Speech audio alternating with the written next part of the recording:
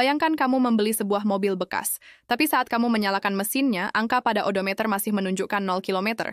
Tidak ada jejak perjalanan, tidak ada debu, tidak ada keausan, semuanya serba baru. Tapi secara hukum, itu bukan mobil baru. Inilah fakta mengejutkan yang sedang terjadi di China. Tren penjualan mobil bekas yang belum pernah dipakai. Fenomena ini dikenal sebagai zero kilometer used cars, mobil bekas dengan rasa mobil baru, dan kisah di baliknya lebih kompleks daripada yang terlihat. Sebelum kita menyelami lebih dalam, jangan lupa untuk like video ini, subscribe channel Kuak Fakta, dan tulis pendapatmu di kolom komentar. Menurutmu, etiskah menjual mobil baru sebagai mobil bekas hanya demi mengejar angka penjualan? Fenomena zero kilometer used cars bukan sekadar tren kecil yang tidak signifikan. Ini adalah hasil dari kombinasi tekanan industri otomotif, strategi pemasaran agresif, dan kebijakan pemerintah yang menciptakan ruang abu-abu dalam sistem jual-beli kendaraan. Menurut laporan dari Car News China yang dikutip oleh CNN Indonesia, praktik ini telah berkembang cepat di berbagai kota besar di China, terutama setelah pandemi. Dealer dan produsen mobil didorong untuk mencatat sebanyak mungkin penjualan agar tetap bertahan dalam kompetisi pasar. Tapi bagaimana caranya menjual mobil tanpa benar-benar menjualnya? Inilah kuncinya. Mobil-mobil ini secara resmi telah terjual karena sudah didaftarkan dan mendapatkan plat nomor. Namun kenyataannya, mobil tersebut belum pernah dikendarai oleh siapapun. Odometer masih 0. Kondisi masih murni seperti baru keluar dari pabrik. Tapi status hukumnya sudah berubah.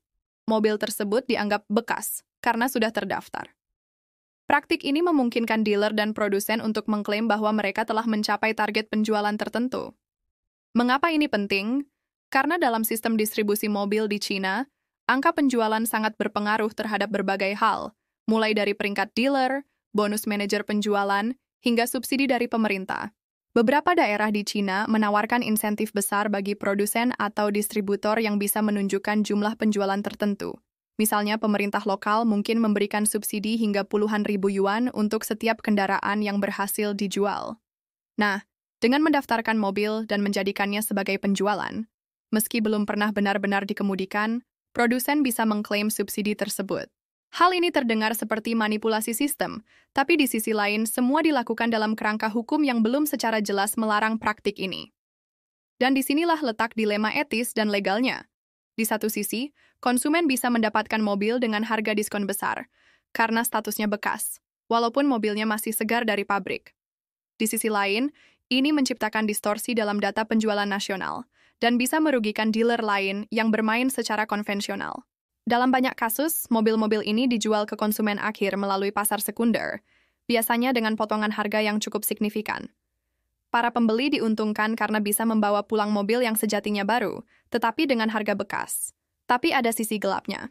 Karena secara sistematis dianggap sebagai mobil bekas, kendaraan ini memiliki implikasi pada asuransi, nilai jual kembali, dan perlindungan konsumen. Misalnya, jika ada cacat produksi atau kerusakan pabrik, garansi mobil mungkin tidak berlaku penuh karena mobil tersebut tidak terdaftar sebagai kendaraan baru milik pemilik pertama.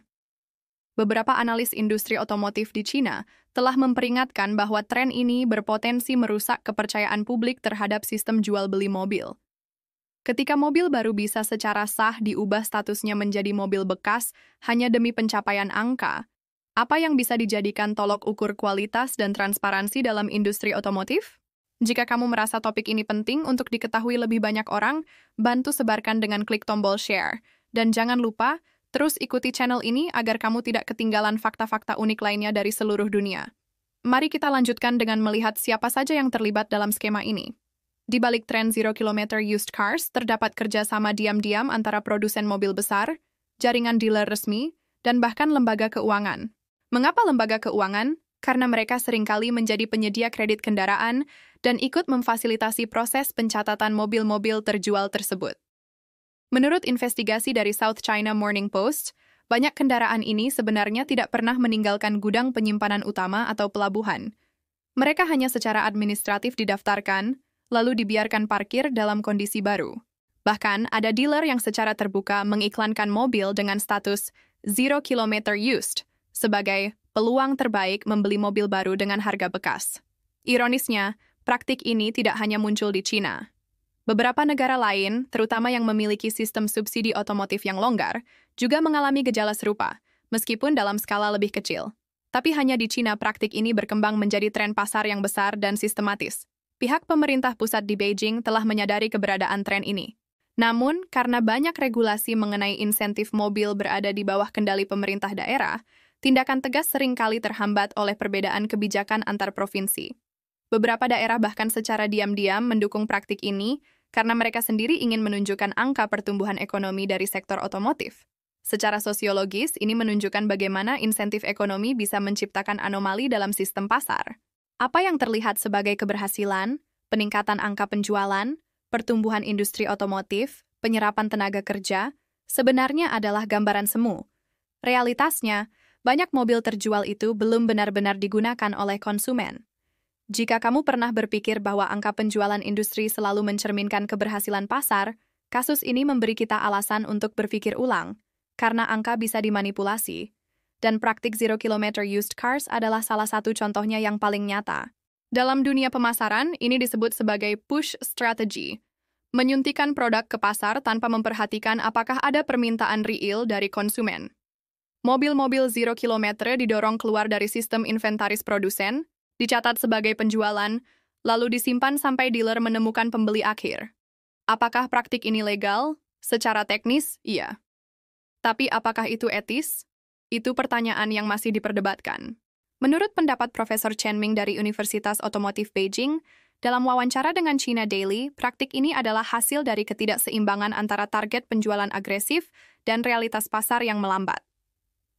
Alih-alih merespons pasar, produsen justru memaksakan angka dan menciptakan realitas buatan melalui registrasi palsu. Dalam jangka panjang, ini akan berdampak buruk pada kredibilitas industri. Kita juga perlu mempertimbangkan dampaknya terhadap lingkungan. Semakin banyak mobil yang didaftarkan tetapi tidak digunakan segera berarti semakin banyak unit yang diproduksi tanpa fungsi langsung. Dalam konteks keberlanjutan, ini menjadi bentuk pemborosan energi dan sumber daya yang nyata. Di sisi lain, bagi konsumen cerdas, ini bisa menjadi peluang. Membeli mobil zero kilometer used berarti mendapatkan unit baru dengan harga miring. Tapi tentu saja, perlu perhatian ekstra terhadap status garansi, perlindungan hukum, dan nilai jual kembali. Karena secara sistem, mobil ini bukan lagi mobil baru. Menjelang akhir video ini, mari kita renungkan bersama. Apakah kita sedang menyaksikan evolusi sistem pemasaran otomotif, atau justru kemunduran etika dalam industri yang didorong oleh ambisi angka?